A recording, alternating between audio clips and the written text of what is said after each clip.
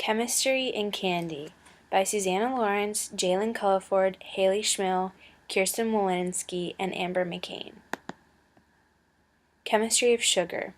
Sucrose, or table sugar, is a disaccharide.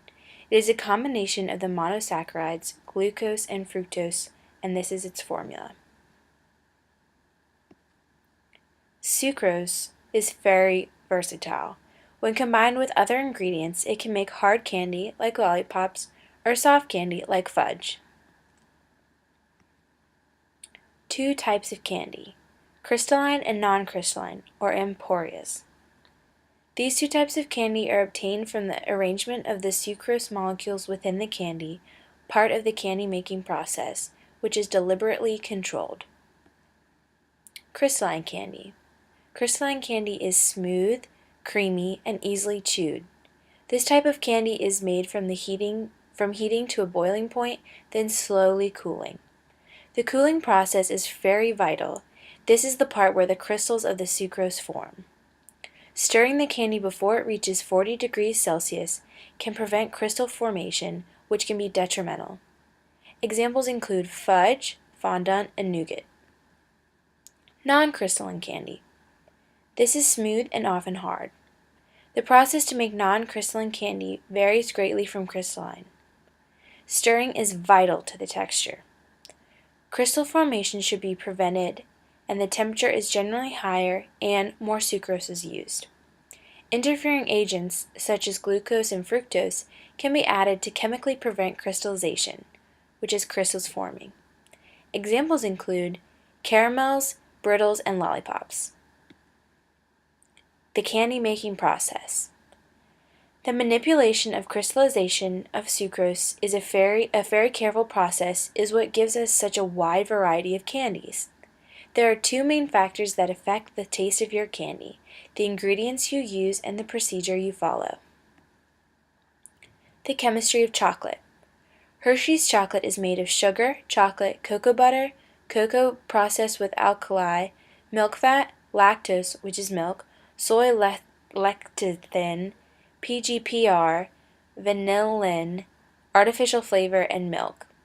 The main components in milk chocolate is cocoa butter, sugar, and milk powder.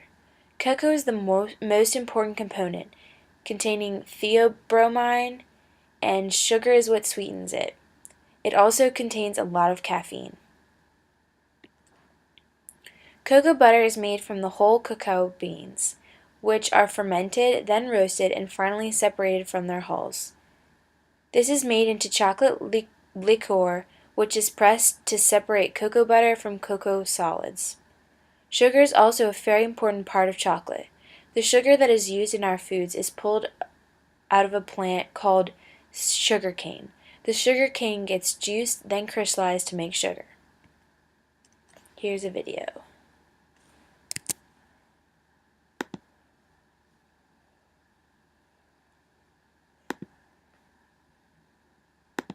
Point matter to chocolate lovers. One of the key reasons chocolate tastes so good to us is, in fact, its melting point. Our body temperature is 98.6 degrees, and the melting point of chocolate is somewhere around 10 degrees lower than that. And if you ever held a chocolate bar in your hand for too long, you probably experienced that it melted in your hand. And that chocolate melts even faster in your mouth, which, unless you've been drinking something cold or out in the cold with your mouth open, is usually between 75 and 80 degrees Fahrenheit, pretty close to the melting point of chocolate. As it reaches its melting point, in the high 80 degrees Fahrenheit, you can see that it's turning into this nice, viscous liquid. In chemistry, how viscous a liquid is, its viscosity, is a measure of a fluid's thickness and how slowly it flows. As dark chocolate softens in your mouth, it starts to flow over your tongue.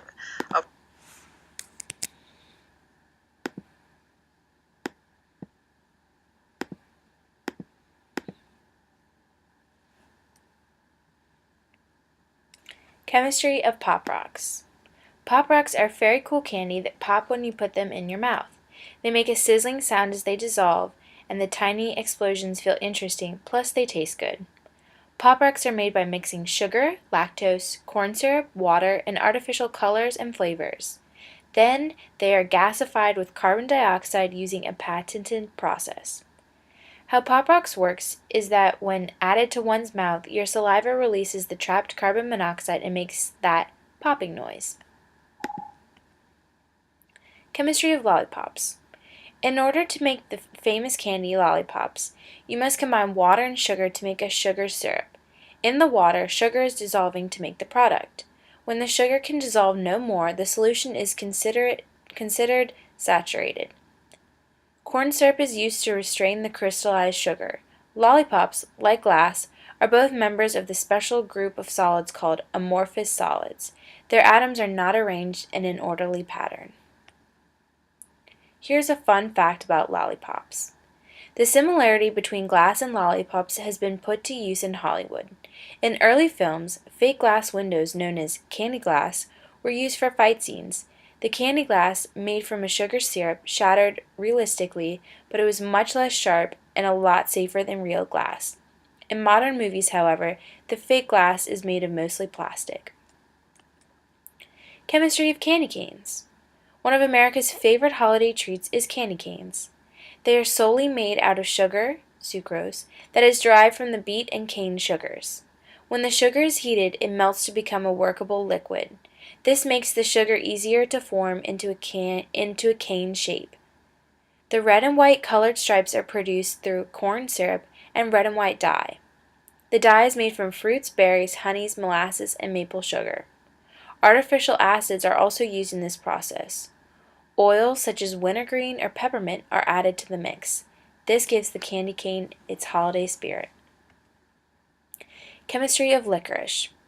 This intense sweetness can be traced to glyceric acid, a multi-purpose molecule that consists of two sugar moieties attached to a steroid-like triterpenoid. The very properties of the molecule have led to the surprising mix of products that hold licorice today: medicines, cough syrups, herbal supplements, gum, tobacco, drinks, and of course candy. Glyceric acid resides naturally in the root of the licorice plant, a shrubby, woody, rooted plant with feathery leaves and light blue-violet flowers. It grows in the wild in many Middle Eastern, European, and Western Asian countries. Chemistry of caramel. Caramelization consists of chemical reactions that can be very complicated, and some of these reactions are not yet entirely understood. It produces hundreds of chemicals. When we make caramel, whether as a candy or for filling or topping on other food, we use sugar, butter, and water. Sugar is the main component we want to focus on. A small amount of water is added to sugar, sucrose with addition of heat, and the sucrose breaks down into two simpler sugars, glucose and fructose. And this reaction, simplified into a chemical reaction above, is called sucrose inversion. The next step in caramelization starts off with the glucose and fructose, which are in a solution in water. These two molecules go through dehydration as the molecules are bonded together while giving off water.